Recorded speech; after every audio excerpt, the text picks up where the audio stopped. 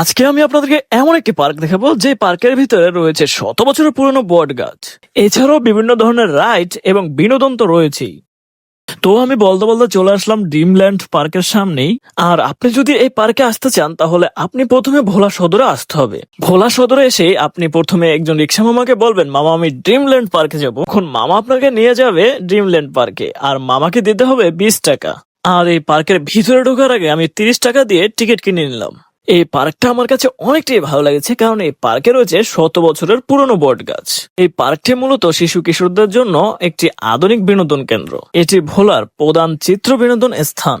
এখানে বিভিন্ন ride, water ride, picnic spot এবং লেক ভিউ রেস্টুরেন্টের মতো সুবিধা রয়েছে, যা স্থানীয়দের জন্য সুস্থ বিনোদনের সুযোগ তৈরি করেছে। পরিবার ও শিশুদের সাথে সময় কাটানোর জন্য এটি একটি সুপরিকল্পিত স্থান। আপনি যদি এখানে আসেন, আপনার মন এখানেই থেকে যেতে চাইবে। আপনাদের কাছে আমি বরাবরের মতো আজকেও আবদার করব, এই ভিডিওটি ফুল দেখবেন, না দেখলে আপনারা মজা পাবেন না। ফুল ভিডিও দেখবেন, তবেই তো আপনারা মজা পাবেন। পার্কের ভিতরে হাঁটতে হাঁটতে একটি দোকানের ভিতরে আমার নজর পড়লো, আর এই দোকানটির ভিতরে ঢুকিয়ে দেখি গ্রামীণ ঐতিহ্যের সবকিছু এখানে রয়েছে। পার্কের ভিতরে এই ঘরটি দেখে আমি বরাবরের মতোই মুগ্ধ হয়ে গেছি, তাই আমি আর কিছু বললাম না এই পার্কটি সম্পর্কে।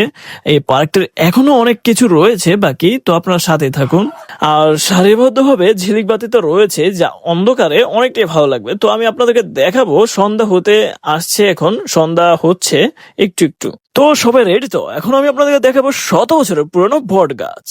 এই গাছটা শুধু একটি গাছ নয়, এটা যেন শত বছরের নীরব গল্পকথক। আর শিকড় মাটিতে আর ইতিহাস লুকিয়ে আছে ডালপালায়। এই হচ্ছে আপনাদের শত বছরের পুরনো বট গাছ। আর এই বট গাছটি দেখে আপনাদের কি মনে হচ্ছে, কত বছর হতে পারে এই বট গাছটির বয়স, তা কিন্তু আপনারা কমেন্ট বক্সে বলতে ভুলবেন না। তো ঘুরতে ঘুরতে এই পার্কটির ভিতরে সন্ধ্যা হয়ে গেল। এছাড়াও দেখছেন সন্ধ্যাবেলায় কি সুন্দর লাইটিং, এবং দেখতে পাচ্ছেন একজোড়া কাপল কিভাবে নৌকা নিয়ে ঘুরছে। ভাই, ঘোরার ইচ্ছা থাকলে এরকম ভাবে পদ্মা করেও ঘোরা যায়।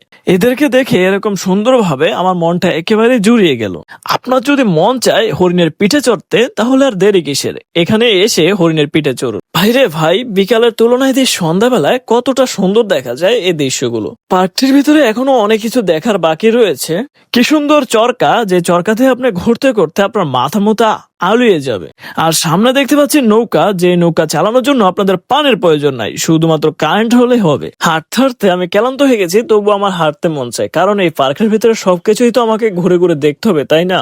সামনে কি জানে জাম্প করার মতো যা দেখা যাচ্ছে, এগুলোর নাম কি আমি তো জানি না শিওর। আপনারা জানলে কমেন্ট বক্সে আমাকে বলে দিবেন। ভাই, এগুলোর নাম কি আপনি কি জানেন? তাহলে তো কমেন্ট বক্সে আপনি বলতেই হবে, তাই না? আর বাহিরের দৃশ্যটা তো না বললেই নয়। তো ভিডিওটি কেমন লাগলো আপনারা সবাই জানাবেন, এবং সবাই ভালো থাকবেন, সুস্থ থাকবেন। দেখা হচ্ছে পরের কোনো ভিডিওতে। আল্লাহ হাফেজ।